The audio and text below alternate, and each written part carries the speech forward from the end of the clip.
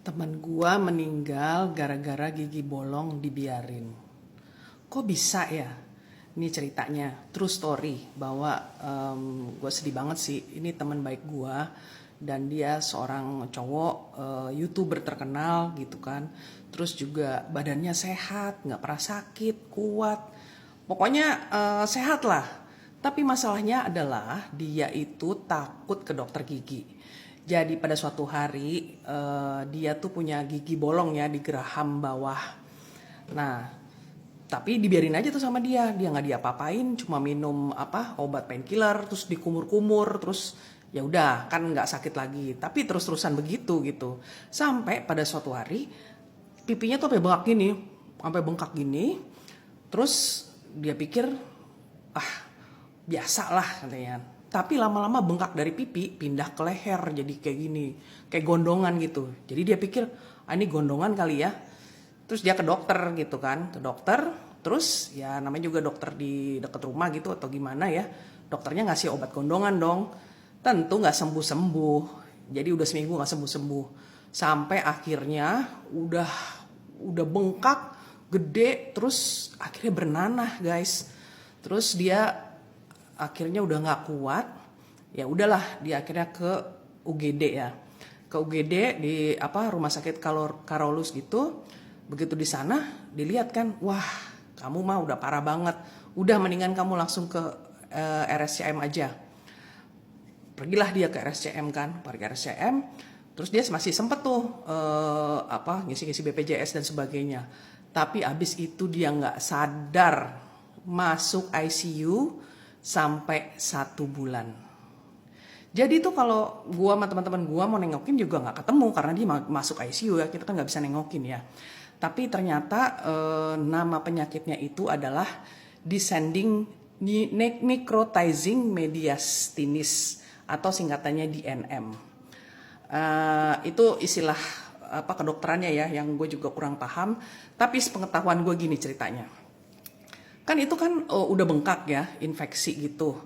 Nah, dari infeksi itu bakteri kan jadi bernanah ya. Nah, dia itu bakterinya itu menggerogoti semuanya, ini daging-dagingnya sampai ke dada. Nah, apa yang dilakukan oleh dokter adalah jadi dagingnya itu kan jadi busuk ya karena bakteri. Jadi dia harus diambilin gitu, diambilin sampai sininya tuh jadi kopong bolong gitu, bisa kelihatan dalamnya. Sampai dari leher sampai ke dada gitu. Nah, itu terus jadi ya cepet-cepetan tuh antara obat antibiotik sama si pembusukan di di dagingnya itu ya.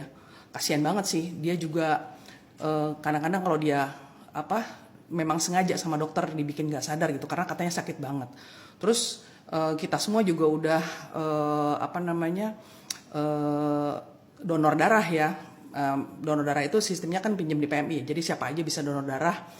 Karena dia udah nggak sadar, terus dia pakai oksigen, terus dia makan juga pakai sonde, ya namanya juga nggak sadar ya.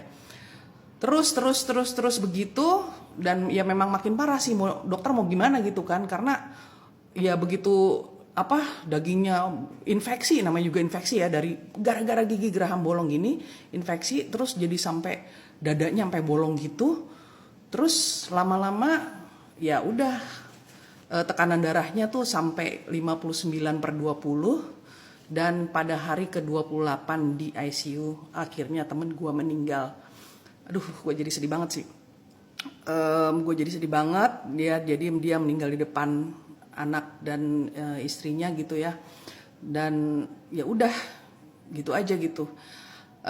Gue mau cerita ini bukan gimana-gimana ya, tapi ini jadi pelajaran kita semua ya, bahwa kita jangan pernah menyepelekan sakit gigi ya. Jadi kalau ada yang bolong-bolong segeralah ke dokter ya, dibenerin gitu kan. Kita nggak tahu ya, karena bisa kena saraf atau ada bakteri, atau bisa sampai di NM kayak gitu, sampai udah deh, pokoknya ngeri banget. Dan tapi kita juga perlu dokter gigi ya, jangan sampai nunggu sakit dulu. Jadi ya rutin lah 6 bulan sekali karang gigi bersihin, dicek sama dokter dan sebagainya. Karena kita sering menyepelekan itu. Jadi gue juga abis itu juga langsung gue ke dokter gigi karena gue pas saking parnonya karena teman gue begitu ya. Anyway, gue pernah posting ini di Instagram dan Twitter gue, dan ternyata dicolong dong sama ada satu TikToker. Jadi gue lebih baik cerita langsung ya, karena itu adalah teman baik gue yang meninggal gara-gara gigi bolong. Jadi semoga kita semua tetap sehat ya, dan jangan lupa cek ke dokter gigi.